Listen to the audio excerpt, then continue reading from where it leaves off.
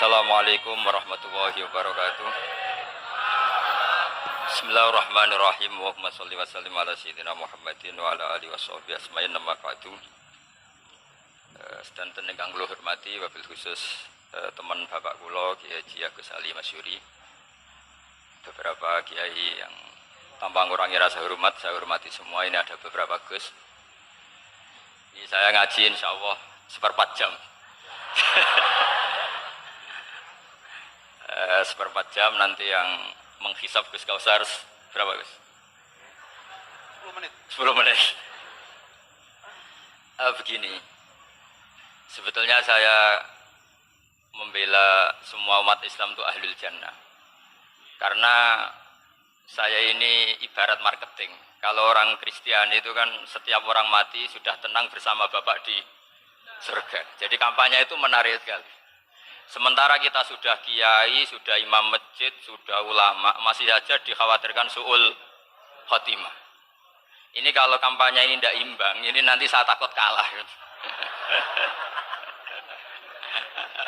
Makanya saya bilang pokoknya semua orang mukmin itu ahlul jannah.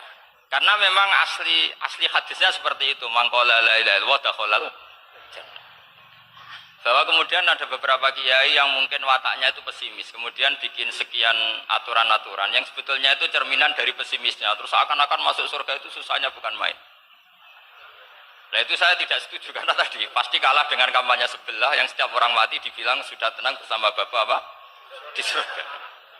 Jadi ini penting. Terus kedua saya bilang agama ini sudah begitu baik. Masa kunci surga sudah dibocorkan miftahul jannah la ilaha illallah.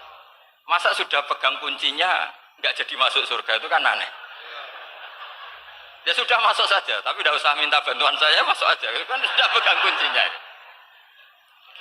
Terus ketiga, kenangan terburuk saya ketika jadi kiai itu gini, saya ada beberapa guru SD datang ke saya. Ini agak-agak masalah besar. Gus boleh enggak buka ujian nasional yang masih disegel? Semua guru bilang nggak boleh, itu kriminal kan. Ada satu guru yang bikin analogi agak kacau. Boleh saja. Wong ujian di kuburan saja dibocorkan para kiai nggak apa-apa. Itu.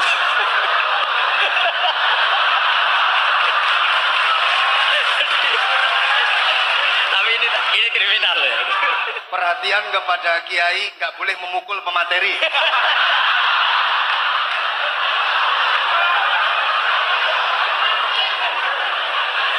Jadi tentu itu analogi yang salah kan. Marrobuka kan, Tuhan kamu siapa, Nabi kamu. Tuhan kamu siapa, Nabi kamu siapa, imam kamu siapa. Ini kan sudah dibocorkan oleh para kiai. Artinya apa? Nak raiso jawab kebablasan gitu.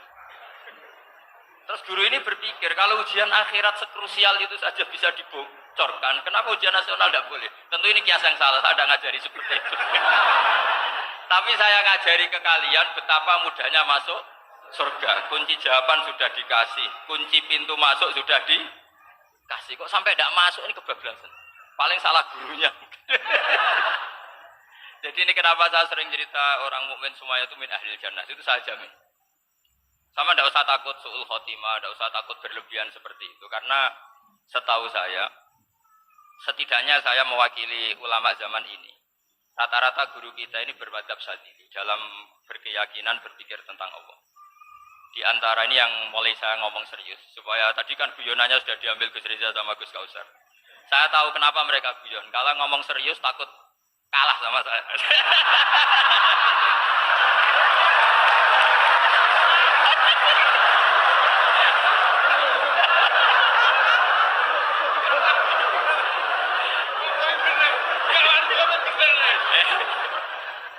Karena saya ini sudah terkenal pemikir serius, jadi artinya itu satu kepintaran mengalihkan, ya, oh ya, sudah itu satu kecerdasan. Tidak hanya ngalim tapi betul cerdas. Jadi itu bukti beliau-beliau ini cerdas itu. Saya berpikir begini, ini madzhab Syadzili, kita semua tentu Syadzili karena kita semua ngaji kitab hikam. Kita tahu kitab hikam itu muridnya Abdul Abbas Al-Mursi, Abdul Abbas Al-Mursi muridnya Syekh Abdul Hasan apa? Asy-Syadzili.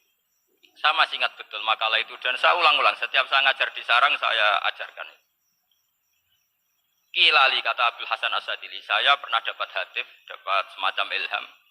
Apa makna min syarril waswasil khannas? Itu kata beliau dijawab oleh hatif itu. Hatif itu nggak perlu diterjemah tadi ada karena tadi diajarin itu. Apa yang dihidupkan itu nggak perlu dijelaskan. kata hatif tadi, waswasun yadkhulu bainaka wa baina habibika.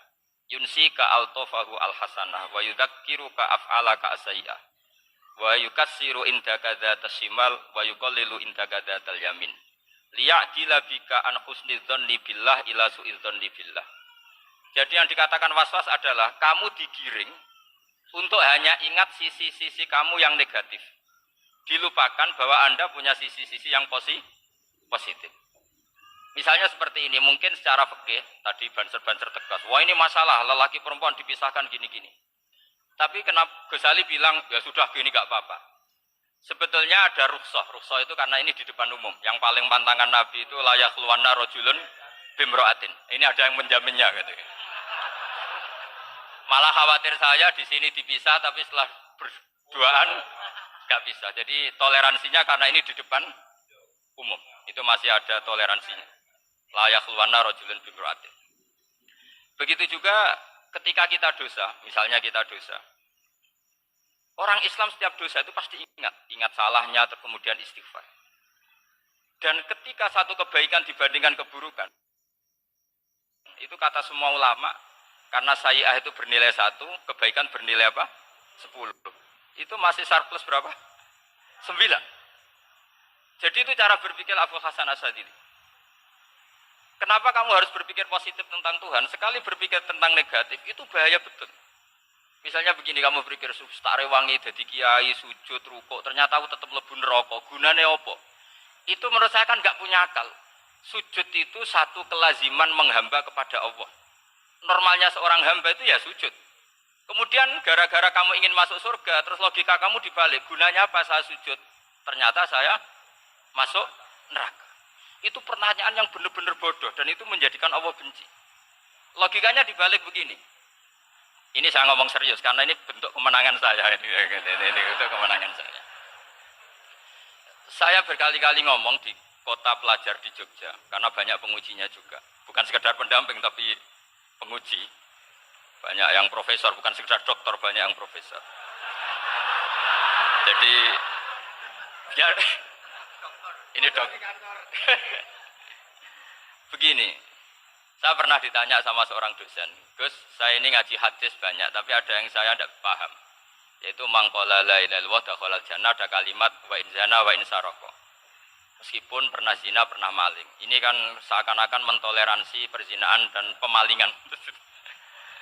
Terus saya bilang, oh makna hadis itu seperti ini. Jadi kebenaran absolut, kebenaran yang mutlak itu tidak akan terganggu oleh status perilaku seseorang. Saya berkali-kali memberi contoh. Orang yang ditangkap KPK akan bilang 1 tambah 1 2. KPK-nya juga bilang 2. Rivalitas dalam politik, Pak Prabowo ya bilang 2, Pak Jokowi juga bilang 2. Orang yang zaniyah, yang lonte pun akan bilang 2. Muftinya juga bilang 2. Ketua MUI-nya juga bilang 2. Artinya gini. Kebenaran yang absolut adalah kebenaran yang siapapun akan meyakini seperti itu. Seperti 1 ditambah 1, 2. Kamu punya musuh bilang 2. Kalau ibu-ibu ini punya maru, ya marunya bilang 2 tadi tambah mama. Enggak tahu saya terjemahnya apa tadi. Nah, kebenaran yang absolut itu kebenaran yang siapapun pasti mengakui. Dan uniknya begini, saya pernah ngaji acara himmah, acara pondok sarang di Demak. Kalau kamu bilang 1 ditambah 1 menjadi 2, untuk mengatakan 2 itu kamu butuh hadiah enggak? Mereka semua jawab enggak. Kita semua enjoy saja mengatakan tembok itu putih. Kenapa? Karena memang putih.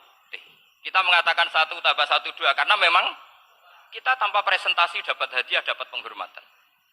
Kenapa untuk mengatakan Allah itu Tuhan kita butuh surga? Memangnya kalau tidak ada surga Allah tidak jadi Tuhan? Ini problem orang soleh-soleh yang terlalu pesimis. Makanya nanti orang-orang soleh itu masuk surganya berat. Tapi kalau orang alim lebih gampang kira-kira seperti itu. Iya, karena kan imannya lebih bagus. Dalam hadis qudsi, Allah ini yang dibuli orang-orang soleh. Laulam akhluk jannatan wala naron, alam akun ahlan an uto'ah. Dalam hadis qudsi itu. Kalau saja saya tidak menciptakan surga dan neraka, apa saya tidak jadi Tuhan yang perlu ditaati? Apa kalau kamu tidak saya kasih uang 1 juta terus bilang 1 tambah 1 11? Enggak kan? Tetap bilang berapa? 2. Kalau kebenaran absolut yang 1 tambah 1 kamu bilang 2 meskipun tanpa mendapat hadiah. Kenapa untuk bilang Allah Tuhan kamu butuh hadiah surga? Itu kan secara ikhlas belas. Makanya saya terus mengajarkan ikhlas. Ikhlas itu bisa dilatih dengan akal, dengan pikiran, bil ilmi lah. Harus dilatih.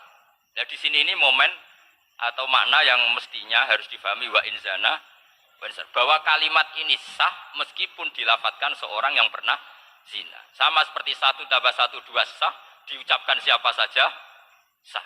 Dan siapapun akan mengucapkan itu secara ikhlas. Ini penting saya utarakan. Sehingga setelah ada firqah-firqah takfiri yang mengatakan orang megang keris itu syirik, ke kuburan syirik, ini syirik. Itu salah besar. Salahnya adalah tadi kalimat-kalimat atau kebenaran-kebenaran absolut ini sudah jadi sibghata wa man ahsanu minallahi sibghah. Kalimat ini begitu absolut di hatinya orang mukmin. Sehingga ketika terganggu oleh hal-hal yang adat istiadat, kayak pegang keris, kayak apa, ini tidak mengganggu. Tetap kualitas iman ini di atas keyakinan adat membawa apa keris. Kalau orang membawa keris menjadi syirik karena percaya sama makhluk. Orang misalnya kejawen kalau nggak bawa keris nggak nyaman. Orang kota itu kalau nggak bawa ATM juga nggak nyaman. Itu tidak dihukumi syirik. Kamu pergi lupa bawa HP nyaman enggak? Enggak, kenapa tidak dihukumi syirik?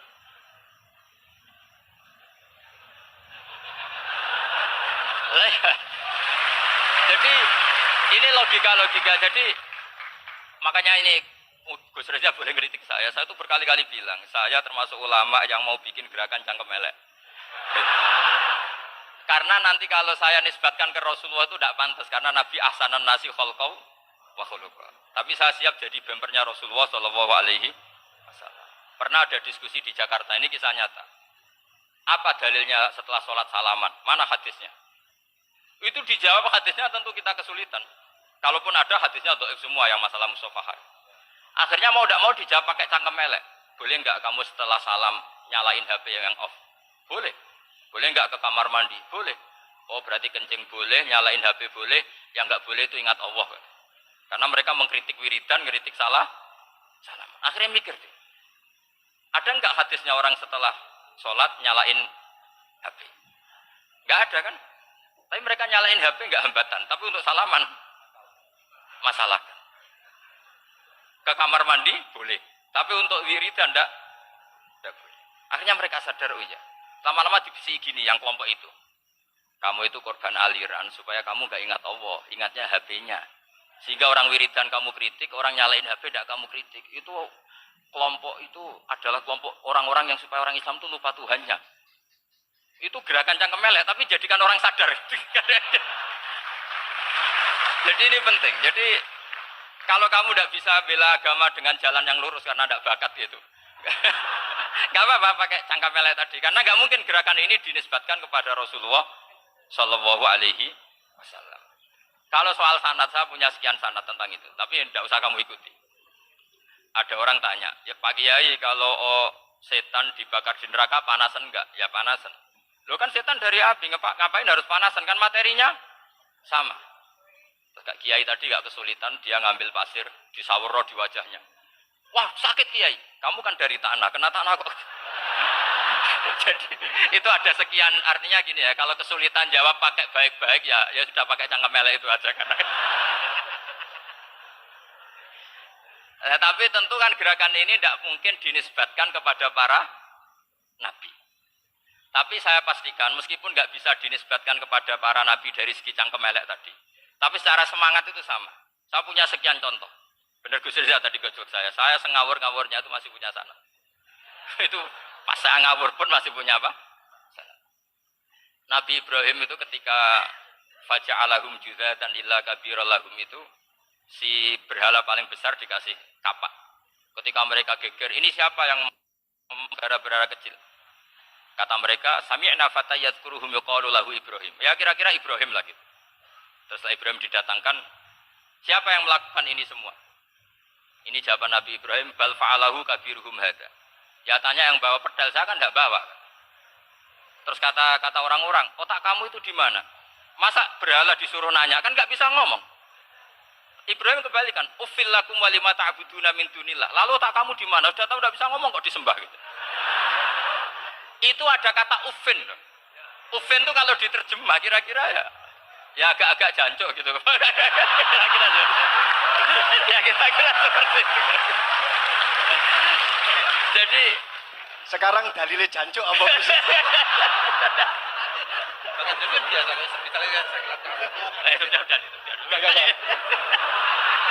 Gimana? Jancuk itu dari su. Tinggalkanlah suan perkara sing elek. Krono ilate wong Surabaya kakean rawon akhirnya ngomongnya jancuk.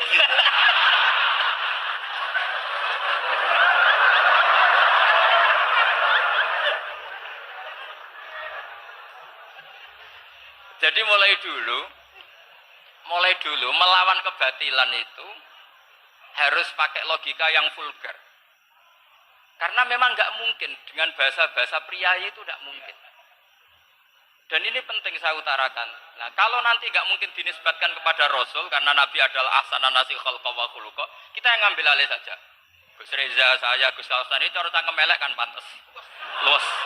Selain bakat ya sudah natural. Karena memang itu cara kita menjelaskan kebenaran. Saya ulang lagi, itu cara kita menjelaskan apa? Kebenaran.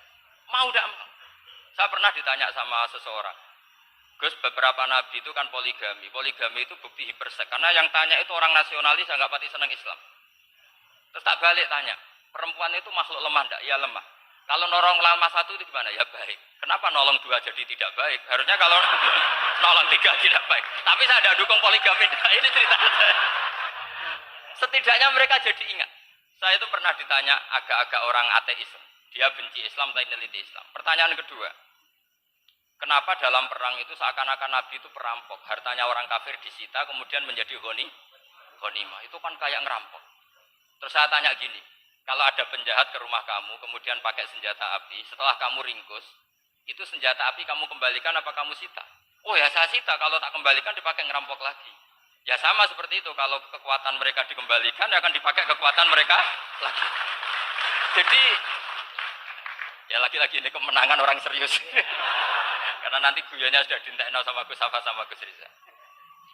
Nah, kenapa saya ngajar begitu rileks, begitu santai? Karena pikiran saya sederhana. Fa innal uqula muttarratun ila qabilil haq. Akal sehat pasti dipaksa menerima apa? Kebenaran. Sehingga kebenaran itu tidak usah kamu ngomongkan secara serius, secara tidak perlu. Kebenaran itu mudah diterima. Saya itu pernah ngaji berkali-kali di Jogja di mana-mana sampai ada buku seorang dokter nulis tesisnya itu bangga lagi menjadi muslim setelah ngaji saya itu. Karena saya menerangkan itu ringan. Orang Islam itu harus mencintai Allah. Ciri utama cinta itu tidak tegang, rileks.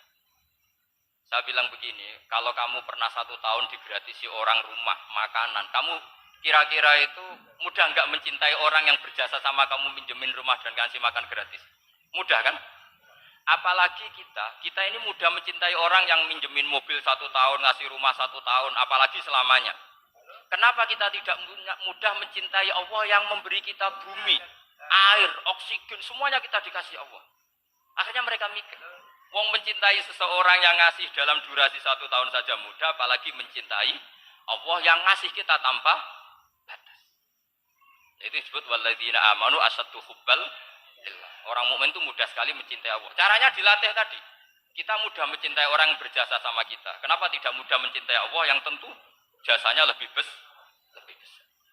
Nah, karena akhir-akhir ini banyak orang yang terlalu nazir, terlalu kata Nabi kan basyiru walatu nafiru yasiru walatu asiru. Sehingga saya bikin gerakan. Pokoknya semua orang mukmin pasti masuk surga. Nanti soal ada kesalahan-kesalahan kecil yang menjadikan orang su'ul khotimah itu sifatnya kehati-hatian. Jangan menjadi hukum. Hati-hati itu tidak menjadi hukum. Kalau kamu nyupir hati-hati itu bukan berarti pasti kecelakaan. Enggak. Hati-hati itu ya hati-hati saja, tidak menjadi hukum. Ini penting saya utarakan karena kubu sebelah kampanye sudah tadi. Setiap mati mesti tenang bersama Bapak di surga. Sementara kita mau kampanye, kamu sholat tidak mesti diterima, haji tidak mesti diterima, jadi kiai tidak mesti masuk surga. Coba kalau kita kampanye gitu terus, yang mau jadi muslim itu siapa? Jadi ini sudah tak perhitungkan matang-matang, saya milih mazhab seperti itu. Ya ini saya pikir sudah, ini pembandingnya supaya punya waktu. Saya suka sekali. Nah ini yang sesi terakhir ya, sesi terakhir. Saya akan cerita fikih karena Nyun sewu Gus, ada iklan sebentar dari ibu-ibu, pentolan mic kurang dekat ke mulutnya Gus Baha. Sehingga suaranya tidak terdengar sampai ke belakang. Oh, gitu, pentolannya didekatkan Gus. Oh, iya. Ini kalau ngomong konotasinya itu mesti nyerempet. Sudah apa ya? Sudah ahlinya di situ.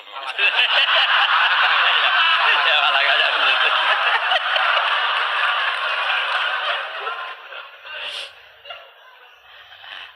Dalam sesi terakhir saya cerita pentingnya pembanding. Imam Rafi'i itu yang ngarang kitab Muharrar. Kitab Muharrar ini adalah ringkasan dari kitab Al-Wasit. Al-Wasit itu karangannya Imam Ghazali. Al-Wasit sendiri ini khas ngaji NU, karena NU maknanya Nahdlatul Ulama, gerakan para ulama. Jadi kalau nggak ngerti alim-alim seperti itu ya ada NU. Sebenarnya sampai itu pasnya Nahdlatul Ummah, gerakan umat. Tapi kan sudah jadi partai politik Nahdlatul Ummah.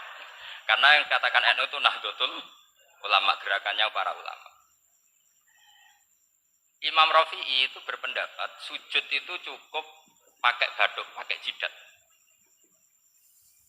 Itu dalam kitab Muharrar. Wal asoh anna sujud yasihu mau cukup biwatil jabah. Ketika Imam Nawawi mentasih kitab Muharrar, namanya Minhajut Thalibin, itu mengkritik Imam Rafi'i. Kata beliau, sujud itu untuk sah harus melibatkan 7 anggota. Karena berdasar hadis, umirtu an asjuda ala sapati a'zumin, yaitu al-jabhah, wal yaden, warubaten, wal kodamen, yaitu jabhah, 2 tangan, 2 lutut, dan 2 kodamen. Akhirnya saya ngecek di kitab asli. Imam Rafi'i termasuk Ashabut Tarjih dan Imam Nawawi. 2 orang ini khilaf. Kan nggak mungkin kita sebagai musohehnya, karena yang khilaf ini 2 ulama besar. Satu Imam Rafi'i, satu Imam siapa? Nawawi. Kita tidak bisa hanya ngikuti Fathul Mu'in yang mengatakan idah talafan Nawawi wa Rafi'u kudiman Nawawi. Tidak bisa, karena Imam Nawawi ini sering nginduk sama kitabnya Imam Rafi'i, karena senior Imam Rafi'i.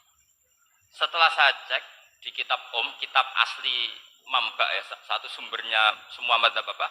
Syafi'i. Ternyata Imam Syafi'i nak ngedikan hanya begini. Wa uhibbu, saya suka setiap orang Islam sujud itu melibatkan 7 anggota, karena itu aman, pasti sah. Tapi wayak tamilu, kata beliau, tapi mungkin saja sujud hanya watul jabah itu sah.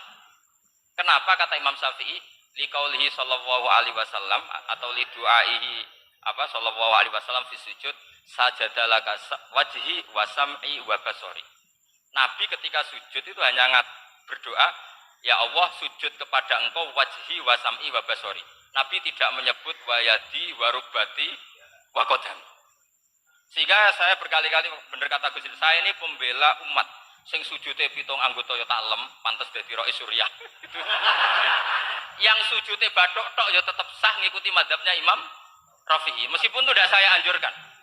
Tentu tidak saya anjurkan. Alasannya Imam Syafi'i tadi, Rasulullah pernah berdoa dengan kata-kata sajadalaka wajhi, bukan diteruskan wayadi warubati wakot. Sehingga fal khilaf guna bagian ala khiddati kalau dalam bahasa fikih. Khilaf biar tetap sesuai aturan khilaf masing-masing. Enggak perlu kamu menggugurkan pendapat Rafi'i yang mengesahkan sujud hanya pakai jabah. Ini penting karena tadi seperti saya katakan, yang sujud anggota pitu ya masuk swarga mergo pintere. Sing nganggo bathuk tok yang mlebu swarga mergo gobloke tadi, karena aksaru ahlil jannah al-bul. Nah ini madzhab saya. Jadi saya itu ingin umat Islam itu baik-baik saja. Ya. Karena enggak mungkin lah kita enggak bela Islam di zaman akhir, enggak mungkin. Karena di kubu sebelah kampanyenya sudah seperti itu. Kalau kita ngomong ikhtiyat, kiai ra mesti mlebu swarga, sing salat medhuk ra mesti husnul khotimah. Wah, akan jadi repot. Saya ini pengagum teori ikhlas. Dilatih bil ilmi, saya ulang lagi, dilatih bil ilmi. Saya ini malu. Malunya tadi, saya mengatakan 1 tambah 1 2, itu meskipun tidak ada yang memberi hadiah, tetap saya katakan 2. Saya mengatakan air itu dingin, tidak ada yang ngasih hadiah, saya akan bilang kalau air itu dingin. Kalau api itu panas. Untuk hakikat-hakikat seperti itu saja saya jujur tanpa ingin imbalan. Tapi ketika hakikat mengenai Allah kok saya minta imbalan surga dan neraka, ini apa-apaan? Kira-kira gitu lah, Rois Surya macam apa gitu.